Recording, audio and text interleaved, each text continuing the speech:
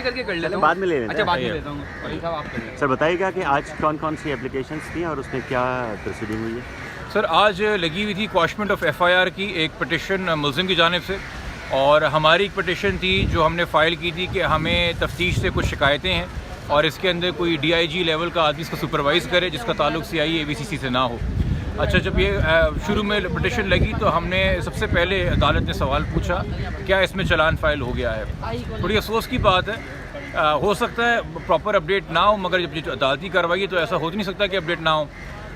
ملزم کے وکیل نے کہا کہ جی یہ اسکروٹنی کے لیے رکھا ہوا ہے چلان، جس کے اوپر میں نے چلان کی کاپی سرٹیفائڈ کاپی جو میں نے عدالت سے حاصل کی ہے میں نے ریکارڈ پہ رکھی، اور میں نے کہا سر اسکروٹنی بھی مکمل ہو گئی ہے، چلان اب جوڈیشل ورڈکٹ کے لیے سبمٹ ہوا ہے اور عدالت نے فیصلہ کرنا ہے. اس کے اوپر عدالت نے فوراً کارروائی جو ہے وہ سمرائز کی اور انہوں نے کہا کہ اب یہ پٹیشنز مینٹینیبل نہیں ہیں، اب آپ لوگوں کا ریمیڈی اور ریلیف جو ہے وہ ٹرائل کورٹ کے آگے لائی کرتا ہے. میں تو یقینی طور پہ چلان کی کاپی لے کے اس لیے گیا تھا چونکہ میری جتنی بھی انویسٹیگیشن سے شکایتیں تھیں بات فیئر کرنی چاہیے. میں تو کنسیڈ کرنے گیا تھا کہ سر اب چونکہ چلان سبمٹ ہو گیا تو میری ریمیڈی لائی کرتی ہے before the concern trial court. میں نے جب فائل کی تھی تب تک چلان نہیں تھا، تو چلان کے بعد ان کی بھی ڈسپوز آف ہو گئی کواشمنٹ کی سی پی ایز ناٹ مینٹینیبل، اور ہمیں بھی کہا گیا کہ جو ریلیف آپ کو چاہیے آپ ٹرائل کورٹ میں چاہیے. اس کے بعد ایک اور سی پی انہوں نے فائل کی ہوئی تھی اپلیکیشن لگائی ہوئی تھی کنٹیمپٹ کی. اب کنٹیمپٹ آپ کو پتہ ہے وہ عدالت اور کنٹیمنر کے بیچ کا معاملہ ہوتا ہے، اور جو اپلیکنٹ ہوتا ہے وہ تو ہوتا ہے بٹ تیسرے کسی بندے کو فریق نہیں بنایا جاتا. بٹ میں اس پہ کھڑا ہوا چونکہ جو اوریجنل پٹیشن تھی جس میں بچی کو سیٹ لبرٹی کیا گیا تھا جو کہ 8 جون کو ڈسپوز آف ہوئی تھی، اس میں انہوں نے کنٹیمپٹ فائل کی. تو میں نے عدالت کو بتایا، میں نے کہا سر تو پراپر طریقہ یہ ہے کہ عدالت سے اگر کوئی کنٹیمپٹ کی بات کی جا رہی ہے تو کم سے کم اس ہائی کورٹ کے ہی تمام تر لیٹسٹ آرڈرز جو ہیں وہ کورٹ کے سامنے رکھا جائے. یہ ہائی کورٹ بچی کو مائنر ڈکلیئر کر چکا ہے جس کے بعد موجودہ کارروائیاں ساری ہو رہی ہیں. اس کے اوپر عدالت نے 6 ہفتے کا ٹائم دیا اور سمپل بیسک نوٹس ایشو کیا ہے، کوئی شو کاز نوٹس ایشو نہیں کیا ہے کہ آئی او صاحب اور پی جی صاحب بھی آ کے اپنا موقف دیں. اور مجھے بطور وکیل مدعی اسپیشل پرمیشن دی گئی ہے کہ میں وہ تمام ڈاکیومنٹس اور فیکٹس جو میں نے عدالت کو کہا کہ حقائق چھپائے گئے ہیں وہ میں عدالت کے سامنے رکھوں نیکسٹ ہیئرنگ سے پہلے، چونکہ جو بھی اس وقت کارروائی ہے وہ ہائی کورٹ کے لیٹسٹ آرڈرز کے تحت ہے. تو یہ بڑی غیر مناسب بات ہے کہ آپ آدھی کارروائی دکھا کے کنٹیمپٹ اپیئر کریں. اگر آپ یہ آرگومنٹ لے رہے ہیں کہ ہائی کورٹ کی انٹیگریٹی کا سوال ہے تو ہائی کورٹ کی انٹیگریٹی ڈیمانڈ کرتی ہے کہ ہائی کورٹ کے سارے آرڈرز ہائی کورٹ کے سامنے رکھے جائیں. کیا کوئی ایسی ہدایت ہے کہ جو لاسٹ میں ہائی کورٹ کے اندر جو کیسز چلے تھے اس میں ایڈوکیٹ جنرل کا جو موقف تھا اس کی بھی کوئی چیزیں سامنے رکھی جائیں اس کیس کے اندر؟ آج ایسی کوئی آرگومنٹس نہیں ہوئی ہیں، اس حد تک بات ہی نہیں گئی ہے. صرف انہوں نے کہا کہ جی میں نے کنٹیمپٹ فائل کیا، اس پہ میں نے کہا کہ سر لیٹسٹ آرڈرز نہیں آئے. اور پلیز نوٹ وہی ایڈوکیٹ جنرل اور وہی پی جی آفس موجود تھے جس دن لاسٹ ہیئرنگ ہوئی تھی 21 جولائی کو، جس میں بچی کو کراچی بلانے کو کہا گیا تھا. اس میں لکھا ہوا ہے کہ اسٹیٹ کاؤنسل سے پوچھا گیا اور انہوں نے کوئی اس کے اندر اپوزیشن نہیں دی. تو اے جی کا موقف اس وقت جب بچی کا میڈیکل رپورٹ اس کو 17 کا بتا رہا تھا، اور اے جی کا موقف اس وقت جب بچی کا پراپر میڈیکل بورڈ اسے 15 سال کا بتا رہے ہیں. اے جی کا موقف اس وقت جب عدالت بچی کو میجر تصور کر رہا ہے، اور پھر اے جی کا موقف اس طرف جب عدالت خود بچی کو معائنہ کر رہی ہے. تو ایسا تو نہیں ہے کہ کوئی اے جی صاحب نے کہا ہے کہ یہ پتھر کی لکیر ہے. ہیبیس کارپس واحد ہے، میں جو لوگ نہیں جانتے ان کو آگاہی دے دوں، ریس جوڈیکاٹا وہ جو ایک پرنسپل ہے کہ جو ایک چیز بار طے ہو جائے وہ دوبارہ سے ریوزٹ نہیں کی جا سکتی. یہ ہیبیس کارپس 491 وہ سیکشن ہے جس کے اندر یہ لگتا ہی نہیں، اپلائی نہیں ہوتا. ٹینٹیٹیو فائنڈنگز ہوتی ہیں ہمیشہ ہیبیس کارپس میں، وہ پرسوئنٹ ٹو چینج آف فیکٹس ہوتی ہیں. ڈفرینٹ سیٹ آف فیکٹس، ایک نئی میڈیکل بورڈ کی رپورٹ کے تمام چیزیں ہائی کورٹ کے سامنے تھیں جس کے تحت وہ آرڈر ہوا، بچی کو کراچی لایا گیا. یقینی طور پہ آپ اگر کہہ رہے ہیں کہ آئی او اور پی جی کنٹیمپٹ کر رہے ہیں تو جو بیل خارج ہوئی وہ بھی کنٹیمپٹ تھا کیا ہائی کورٹ کے آرڈر کے بعد؟ یا جو اس کے اندر بچی کو ریکور کرایا گیا، آئی او کو نوٹسز ہوئے اور پھر بچی کو کورٹ میں پروڈیوس کیا گیا اور پھر چائلڈ پروٹیکشن سینٹر بھیجا میجسٹریٹ صاحب نے، کیا پھر وہ بھی کنٹیمپٹ ہے؟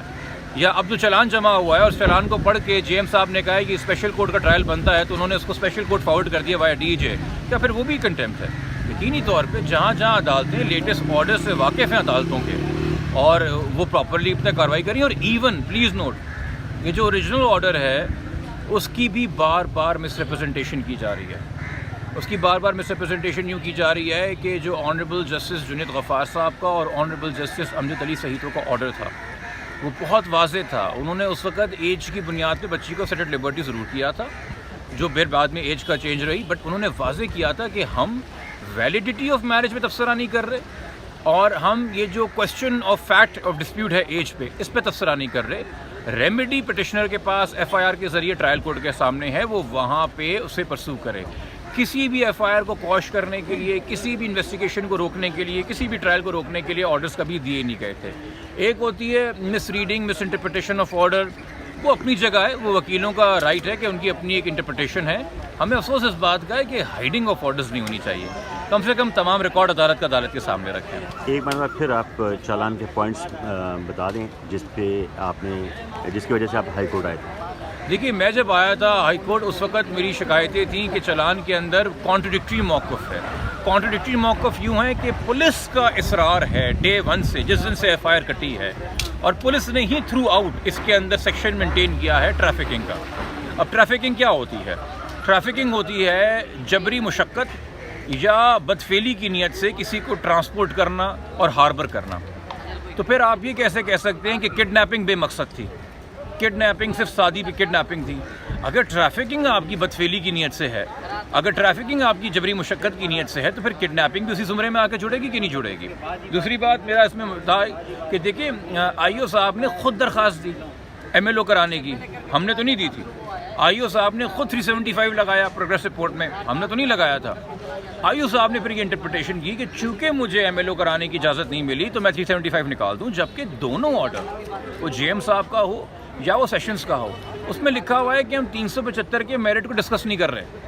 یہ 375 لگنا یا نہ لگنا, اور اس کے بعد بھی عدالت کہتی رہی. اب جان بوجھ کے آپ ایک جج صاحب کے کندھے پہ بوجھ ڈالیں, ٹرائل کورٹ کے کندھے پہ بوجھ ڈالیں کہ جی ان کی وجہ سے 375 نکلا ہے, جبکہ وہ کورٹ خود کہہ رہا ہے کہ ہم 375 کے میرٹ سے بات نہیں کر رہے, ہم صرف ایم ایل او کرانے پہ تبصرہ کر رہے ہیں. تو یہ سیلف کانٹرڈکشنز ہیں. یہ کانٹرڈکشن جب ہوتی ہے نا, دیکھیں, ایک تو ہے کہ کوئی چیز ریکارڈ پہ لائی نہیں گئی, یا ایک چیز کے جو فیکٹس ہیں اس حوالے سے آپ نے پراپر اوپینین فارم کیا. جب آپ فیکٹ سامنے رکھنے کے باوجود غلط اوپینین فارم کرتے ہیں تو میلافائڈ ہوتا ہے.